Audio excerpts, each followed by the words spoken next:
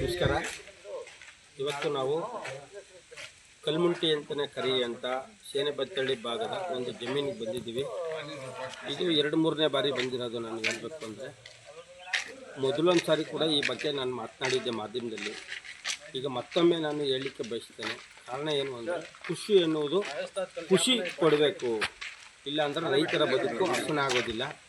ಆ ರೀತಿಯಲ್ಲಿ ನಮ್ಮ ಗುರೂಜಿ ಆದಂಥ ಮುಸ್ಲಿಂ ಬಾಂಧವರಾದರೂ ಸಹ 1 ಎಕರೆ ಜಮೀನನ್ನು ಕಲ್ಮುಂಟಿ ಒಳಗಡೆ, ಅಂದರೆ ಇದು ಸಾಮಾನ್ಯವಾಗಿ ನೀರೇ ಸಿಗದಿರಲಿಲ್ಲ. ಹಿಂದೆ ಎಲ್ಲ ನಾವು ಇಲ್ಲೆಲ್ಲ ಬೈಲಲ್ಲಿ ಇದ್ವಿ, ಓಡಾಡ್ತಿದ್ವಿ. ನಮ್ಮ ಬಾಲ್ಯ ಜೀವನನ ಕಲ್ಮುಂಟಿ ಬೈಲಲ್ಲೇ ಬೆಳೆದದ್ದು. ಆದರೆ ಇಂಥ ಒಂದು ಅಭಿವೃದ್ಧಿ ಆಯ್ತದೆ ಈ ಕಲ್ಮುಂಟಿ ಭೂಮಿ ಒಳಗಡೆ ಅನ್ನೋದು ನಮಗೆ ಗೊತ್ತೇ ಇರಲಿಲ್ಲ, ರೈತರಾದರೂ ಸಹ. ಆ ಮಟ್ಟದ ಒಂದು ಹಸನಾದಂಥ ಬೆಳೆಗಳನ್ನ ಬೆಳೀಲಿಕ್ಕೆ ಮುಸ್ಲಿಂ ಬಾಂಧವರಾದರೂ ಸಹ ಗುರೂಜಿಯವರು ಅತ್ಯುನ್ನತವಾಗಿ ಭೂಮಿಯನ್ನು ಬಳಕೆ ಮಾಡ್ಕೊಂಡು ಸುಮಾರು 106 ಥರದ ಬೇಸಾಯವನ್ನು ಮಾಡಿ, ತೆಂಗು ವಾಣಿಜ್ಯ ಬೆಳೆ, ಅದು ತೋಟಗಾರಿಕೆ ಬೆಳೆ ಆದರೂ ಸಹ ಅದು ಹೆಚ್ಚಿನ ಪ್ರಮಾಣದಲ್ಲಿ ಅನುದಾನವನ್ನು ಕೊಡುತ್ತೆ. ಅದರ ಜೊತೆಗೆ ಮಾವು, ಸೀಬೆ, ಸಪೋಟ, ಸೇಬು, ಮಲೆನಾಡಲ್ಲಿ ಬೆಳೆಯುವಂಥ ಸೇಬು ಮತ್ತು ಅಡಿಕೆ ಸಸಿಗಳು, ತೆಂಗಿನ ಸಸಿಗಳು, ನರ್ಸರಿ, ಹೂವಿನ ಗಿಡ, ಇನ್ನೂ ವಿಧ ಥರವಾದಂಥ ಮೂಸಿಂಬೆ, ಕಿತ್ಲೆ, ಈ ಥರದಲ್ಲಿ ಅನೇಕ ಬೆಳೆಗಳನ್ನು ಕೂಡ ಈ ಒಂದು ಕಲ್ಮುಂಟಿ ಭೂಮಿಯಲ್ಲಿ ಬೆಳೆಯುವುದನ್ನು ಪಾರದರ್ಶಕತೆಯಾಗಿ ರೈತರಿಗೆ ತೋರ್ಪಡಿಸ್ತಾ ಇದ್ದಾರೆ. ಮತ್ತು ನರ್ಸರಿಯನ್ನು ಮಾಡಿ, ನರ್ಸರಿಯ ಮುಖಾಂತರ ಬೇರೆಯವ್ರಿಗೂ ಕೂಡ ಮಾರಾಟವನ್ನು ಮಾಡಲಿಕ್ಕೂ ಕೂಡ ಒಂದು ಉದ್ಯೋಗವನ್ನು ಕೂಡ ಕಲ್ಮುಂಟಿ ಎನ್ನುವ ಸ್ಥಳವನ್ನು ಕಲ್ಪವೃಕ್ಷವಾಗಿ ಪರಿವರ್ತನೆ ಮಾಡಿ ರೈತರಿಗೆ ಮಾದರಿ ಆಗೋದ್ರ ಜೊತೆಗೆ ಸಹಕಾರಿಯಾಗಿದ್ದಾರೆ.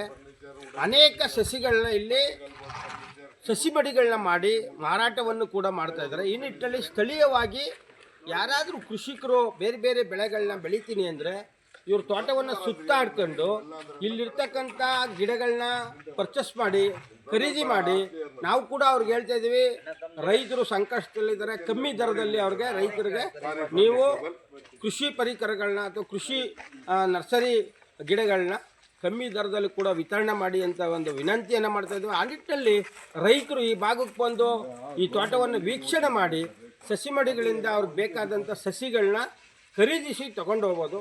ಅದ್ರ ಜೊತೆಗೆ ಇಲ್ಲಿ ಏನೇನು ಅಳವಡಿಸ್ಕೊಂಡಿದ್ದಾರೆ ಅವರು ಕೂಡ ಅವ್ರವ್ರ ಭೂಮಿನಲ್ಲಿ ಅಳವಡಿಸ್ಕೊಂಡ್ರೆ ತುಂಬ ಅನುಕೂಲ ಆಗುತ್ತೆ. ನಾವು ಕೂಡ ಈಗ ತೆಂಗು, ಅಡಿಕೆ, ಬಾಳೆ, ಸೀಬೆ, ಸಪೋಟ, ಮಾವು ಈ ರೀತಿಯಲ್ಲಿ ಪ್ಲಾಂಟೇಷನ್ನ ಮಾಡಿದ್ದೀವಿ.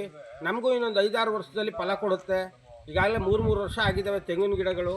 ಆ ನಿಟ್ಟಿನಲ್ಲಿ ಬೇರೆ ಒಂದು ಬೆಳೆಗಳಿಗೆ ಒಂದು 5 ಎಕರೆ ಇದ್ದರೆ ಭೂಮಿ, ತೋಟಗಾರಿಕೆ ಬೆಳೆಕೆಗೆ 1 ಎಕರೆನ ಬಳಕೆ ಮಾಡ್ಕೊಳ್ಳಿ ಅಂತ ನಾನು ರೈತರಿಗೆ ಸಲಹೆ ಸೂಚನೆಯನ್ನು ಕೊಡ್ತಾ ಇದ್ದೇನೆ. ಬಳಕೆ ಮಾಡೋದ್ರ ಜೊತೆಗೆ ಮಿಶ್ರ ಬೆಳೆ ಬೇಸಾಯವನ್ನು ಮಾಡಿ, ಹಣ್ಣು ಗಿಡಗಳನ್ನ ಹಾಕಿ, ತೆಂಗು, ಅಡಿಕೆನೂ ಹಾಕಿ, ಸುತ್ತ ಯಾವ್ಯಾವ ರೀತಿಯಲ್ಲಿ ಡಿಸೈನ್ ಮಾಡಲಿಕ್ಕೆ ಸಾಧ್ಯ ಅವ್ರವ್ರ ಭೂಮಿಗಳಲ್ಲಿ, ಅವ್ರ ತಾಕುಗಳಲ್ಲಿ, ಆ ರೀತಿಯಲ್ಲಿ ಅವ್ರ ಪರಿವರ್ತನೆ ತಗೊಳ್ಳಿ. ಕೇವಲ ಭತ್ತ, ಕಬ್ಬು, ರಾಗಿ, ಕಡಲೆ ಅಂತೇಳಿ ಅಪ್ಪ ಹಾಕಿದ ಆಲ್ದ ಮರ ಅಂತೇಳಿ ಅದಕ್ಕೇನೆ ಜೋತು ಬೀಳಬೇಡಿ. ಹೊಸ ವಿಧಾನದಲ್ಲಿ ಬೆಳೆಗಳನ್ನ ಮಾಡುವ ಮುಖಾಂತರ ಮಿಶ್ರ ಬೆಳೆಯನ್ನು ವಾಣಿಜ್ಯವಾಗಿ, ಆರ್ಥಿಕವಾಗಿ ಸಬಲೀಕರಣ ಆಗಿ ಕುಟುಂಬದಲ್ಲಿ ಸಂತೋಷವಾಗಿರಲಿಕ್ಕೆ ಅವಕಾಶ ಮಾಡ್ಕೊಳ್ಳಿ. ಎಲ್ಲರೂ ಕೂಡ ಒಂದು ರೌಂಡ್ ಬಂದು ಈ ವೀಕ್ಷಣೆಯನ್ನು ಮಾಡಿ ಇವ್ರ ತೋಟವನ್ನು. ಯಾಕೆಂದರೆ ಸುಮ್ಮನೆ ಅಲ್ಲ, ಇದು ಕಲ್ಮುಂಟಿ ಅಂದರೆ ಭಯಂಕರ ಕಲ್ಲು. ನಮ್ಮ ಅಪ್ಪ ಕಲ್ಲು ಆಯ್ಸೆ ಸುರಿತಿದ್ದ. ನಮ್ಮದು ಮುಂದೆ ಜಮೀನಿದೆ, ಸುರಿದು ದಿನಕ್ಕೆ 1 ವರ್ಷದಲ್ಲಿ 2-3 ಗಾಡಿ ಮಳೆ ಹೋದ್ರೆ ಬರೀ ಅದೇ ಕೆಲಸ ಆಯ್ತಿತ್ತು ನಮಗೆ. ಆದರೆ ನಾವು ಒಂದು ಬೋರ್ವೆಲ್ ತಕ್ಷಣ ಇಷ್ಟೆಲ್ಲ ಅಭಿವೃದ್ಧಿ ಮಾಡ್ಬೋದು ಅಂತ ಗೊತ್ತಾಗಿದ್ದೆ ನಮಗೆ. ಇಲ್ಲಿ ಬರೋದೇ ಇಲ್ಲ ಏನು ಕಲ್ಲು ಭೂಮಿಲಿ ಅನ್ನೋ ಲೆಕ್ಕದಲ್ಲಿ ರೈತರು, ಈ ಪಕ್ಕದ ರೈತರೆಲ್ಲ ಒಬ್ರಿಗೊಬ್ರು ಅದೇ ಥರ ಒಂದು ರೀತಿ ತಲೆ ಒಳಗಡೆ ಹಾಕೋಬಿಟ್ಟಿದ್ರು. ಇದು ಕೂಡ ಬೇರೆ ಥರದಲ್ಲಿ ಒಂದು ಪರಿವರ್ತನೆ ಮಾಡ್ಬೋದು. ಕಲ್ಲು ಮುಂಟಿ ಜಾಗವನ್ನು ಕೂಡ ಮಣ್ಣಲ್ಲಿ ತೆಗಿಬೋದು ಬಂಗಾರವನ್ನು ಅನ್ನೋದನ್ನು ಅವರು ತೋರಿಸ್ಕೊಟ್ಟವ್ರೆ. ಈ ಥರ ಬೆಳೆ ಮಾಡಿ ಮಾದರಿ ಆಗಿರೋದಕ್ಕೆ ಧನ್ಯವಾದಗಳು. ಮತ್ತು ನಾವು ಕೂಡ ವಿಶ್ವ ರೈತ ದಿನಾಚರಣೆ ಸಂದರ್ಭದಲ್ಲಿ ಇವ್ರನ್ನ ಕರೆಸಿ ನಮ್ಮ ಸಂಘಟನೆಯಿಂದ ಕೂಡ ಒಂದು ಗೌರವ ವಂದನೆಯನ್ನು ಕೂಡ ಮಾಡಿದ್ವಿ. ಹಾಗಾಗಿ ಇವರು ಕೂಡ ಬಂದಿದ್ದರು. ನಾನು ರೈತರಿಗೆ ಹೇಳೋದಷ್ಟೇ, ಒಮ್ಮೆ ಭೇಟಿ ಕೊಡಿ ಇಲ್ಲಿಗೆ. ಈ ಥರ ಯಾರಾದರೂ ಮಾಡಿರಲಿ ಇಡೀ ರಾಜ್ಯದಲ್ಲಿ ಇಂಥ ತೋಟಗಳಿಗೆ ಭೇಟಿ ಕೊಟ್ಟು ತಮ್ಮ ಭೂಮಿಯನ್ನು, ಬೆಳೆಗಳನ್ನ ಪರಿವರ್ತನೆ ಮಾಡ್ಕೊಳ್ಳಿ, ಅದರಿಂದ ಅಭಿವೃದ್ಧಿಯಾಗಿ ಅಂತ ನಾನು